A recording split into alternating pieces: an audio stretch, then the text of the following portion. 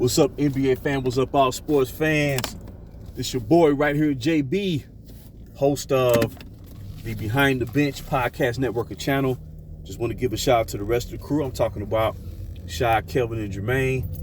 And for everyone who's tuning in, subscribe to Behind the Bench and support the channel and help make this show the best that it can be.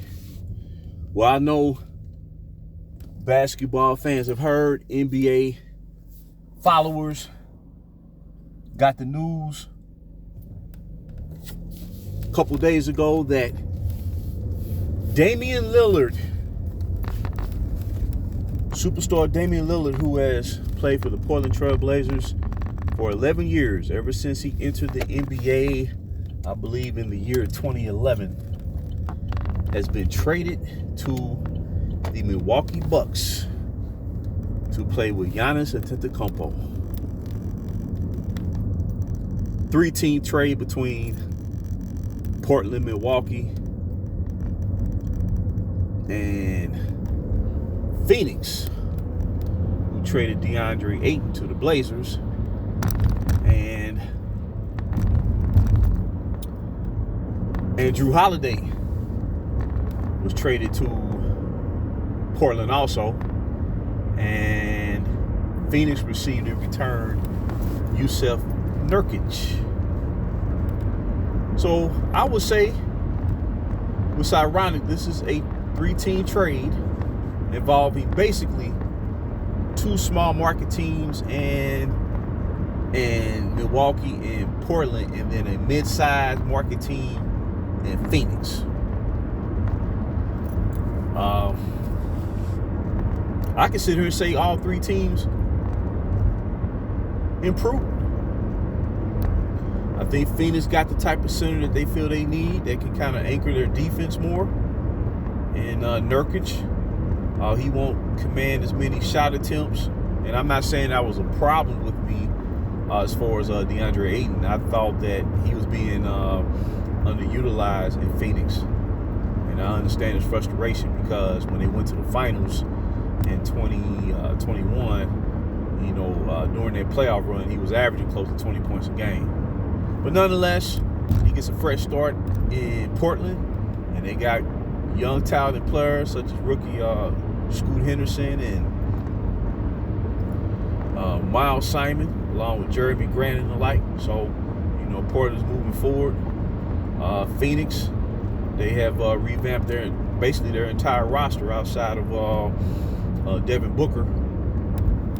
And the Milwaukee Bucks, who actually finished last season with the best record in the league. I believe they won 58 games, 24 losses, and had earned home court throughout the playoffs. But after Giannis injured his back early in that first round series versus Miami, they got upset. And now Giannis has their second star player, true superstar, that can balance their attack on offense, and particularly down the stretch in the close of games. So I say Milwaukee is in great position. I would say they're the favorite to represent the Eastern Conference. And Chris Middleton will become their third option player. And then you still have Brook Lopez, who rebounded last year, had a resurgence after having the back issues the previous season during 2022. And then you have Bobby Portis still, Jay Crowder. So Milwaukee going for it, you know what I mean? And Giannis is entering his prime. He's entering the prime of his career. And as a basketball fan, I have no problem. I think this is a victory for small market teams, because it seems like a lot of us, the sports pundits or the personalities who cover the NBA, they prefer superstars signing or being traded to large market teams. And for once, the small market wins out, and I believe that's going to be the trend for the decade, to tell you the truth. I really believe so. These small market teams have figured it out. They're not going to get slighted by these large market teams anymore, and the pendulum could very well shift in their favor for the foreseeable future when you consider teams such as Milwaukee, Sacramento, New Orleans, OKC, Utah. I mean, I can go down the line. A lot of teams in the Western Conference, you know what I mean? So I think this is a good thing for the NBA. And Milwaukee, man, they prime now. They prime. And see, you know, when you reach a certain level of success, and when you fall short of your goal at any particular time, making a move like this is appropriate. You know what I'm saying? Especially when your star player is in the prime state of his career. I have, like I said, you know, I'm happy for a player like Giannis because he held down the fort and he bucked the trend, no pun intended, by staying in Milwaukee, representing that organization, representing those fans, representing that city. When outside forces was trying to direct him out of Milwaukee, he said, no, this organization has believed in me since day one, and I'm going to stay the course. And, you know, just you know, when he won that championship, because I believe Giannis had the greatest closeout game in the history of this league. Game 6 versus Phoenix in the 21 finals, 50 points, with 5 block shots, 14 rebounds, and converted 17 out of 19 free throw attempts. He had the game of his life, and he needed to score every point, needed to grab every rebound, needed to block every shot, needed to hit every free throw for them to win. Because if they didn't win that game 6, going back to game 7 in Phoenix would have won that championship. That's what you call a superstar rise to the occasion, man. Rise to the occasion, that's what it's all about, man. So, you know, a player like that deserved to get